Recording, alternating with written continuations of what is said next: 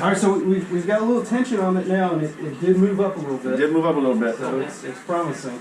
Good. Let's see what happens. Wondering, we need to bring it up a little bit. I don't know if we need to bring it up at a little bit of an angle. Yeah, probably. Let's see what happens. Yeah, that's fine. It should lean back heavy.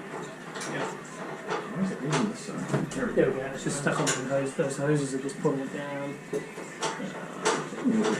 Yeah, no, it was just on the brakes there as well, just pop past the brakes. So do we want to tilt it back a little bit?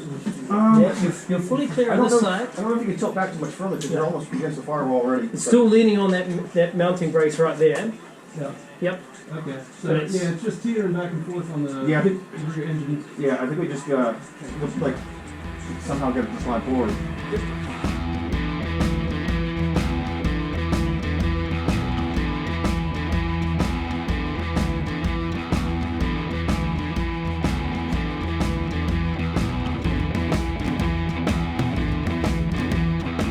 Let's just take a quick look down this lifter valley. Now there is a little bit of trash down there just from removal of the intake gaskets and all that, but so I do have a little bit of, I don't know if you can see that, but kind of a little bit of rust in there. I've already tried to remove some of the gasket material, but definitely have to clean that up a little bit better. But by and large, that lifter valley looks pretty darn clean. Let's go ahead and get this cylinder head pulled off and see what that looks like.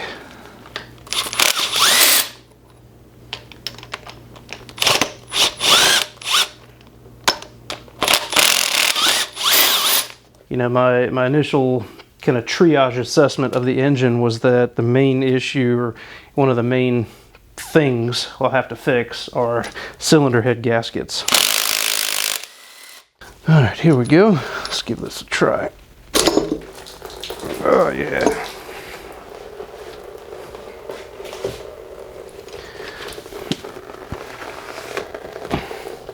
We are making a mess, but it's okay.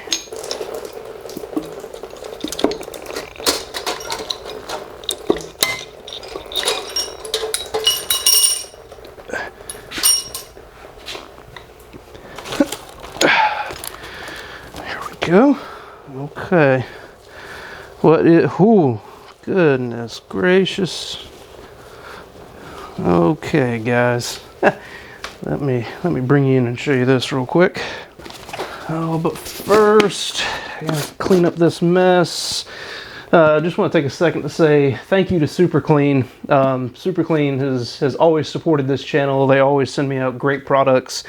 This one in particular, the floor absorbent, is really going to come in handy today.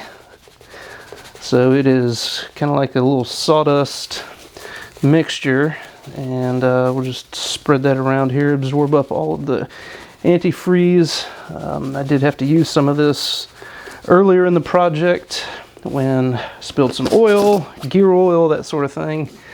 So, thanks again to Super Clean. Love you guys. Appreciate all the support throughout the years.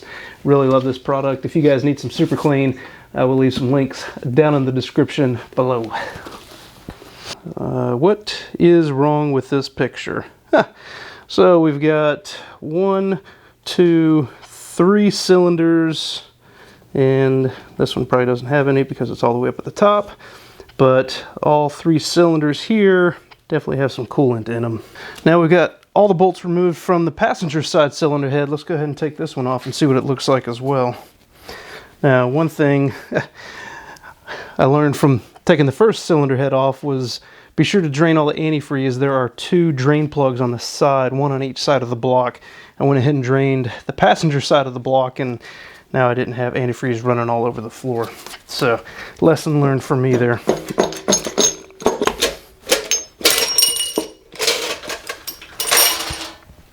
There we go. Okay, let's take a look at this one.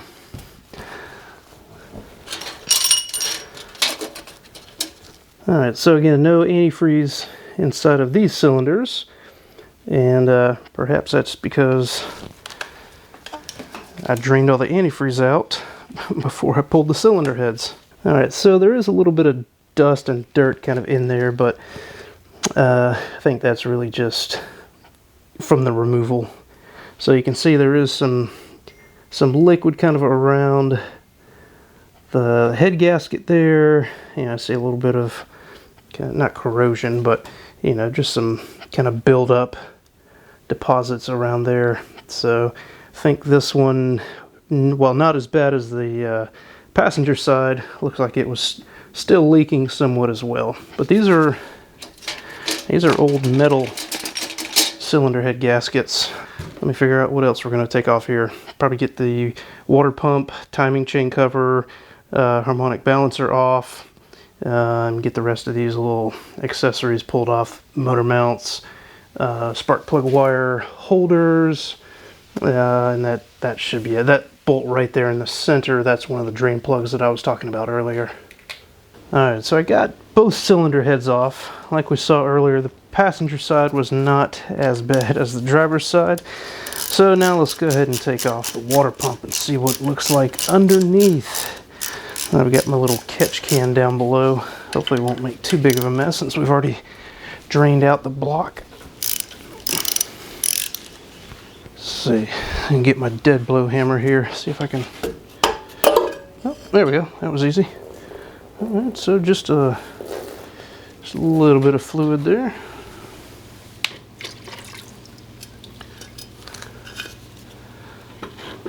Set that right over off here to the side to drain.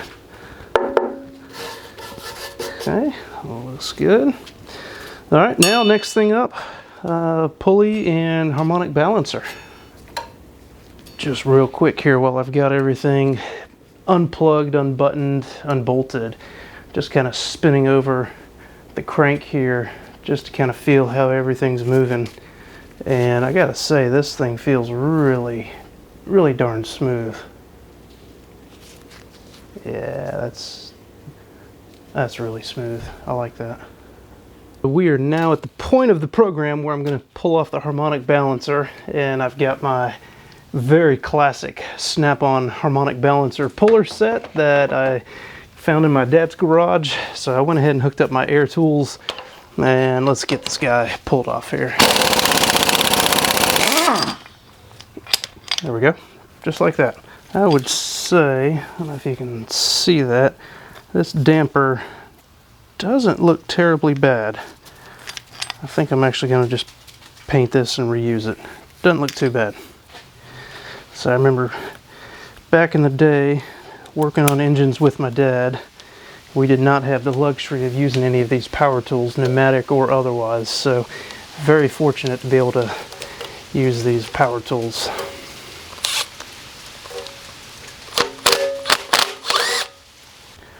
Sometimes though, you may not want to use power tools just because the kind of spots you're working in are kind of tight.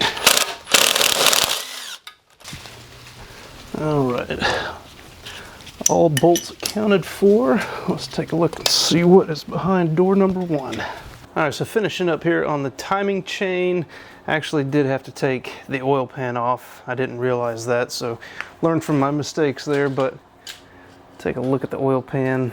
That actually, all that stuff looks pretty darn good under there. I'm going to take a closer look once I get some daylight back. But the interesting thing here about the timing chain I wanted to show you guys.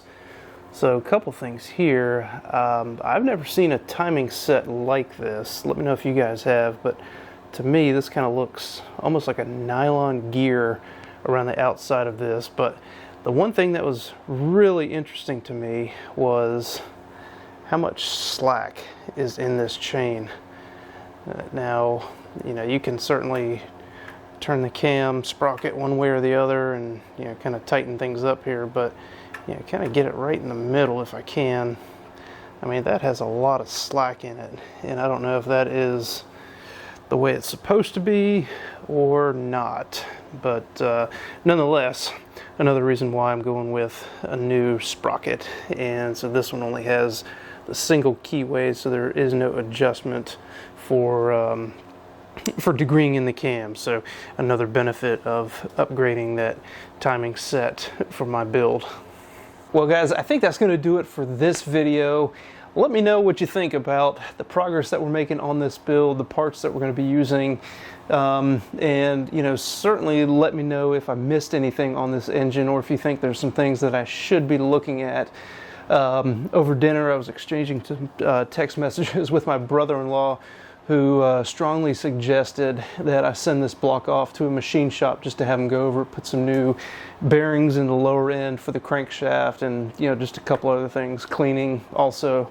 So I think I'm going to take him up on that piece of advice once I get this thing kind of disassembled to where, you know, I can no longer work with it. I'm going to go ahead and probably reach out to a couple machine shops around the area, get that thing sent off and cleaned up, you know, new bearings for the lower end, you know, another one of those while you're at it. So guys, that's going to do it for this video. Thanks for checking out this episode. I look forward to seeing you on the next one.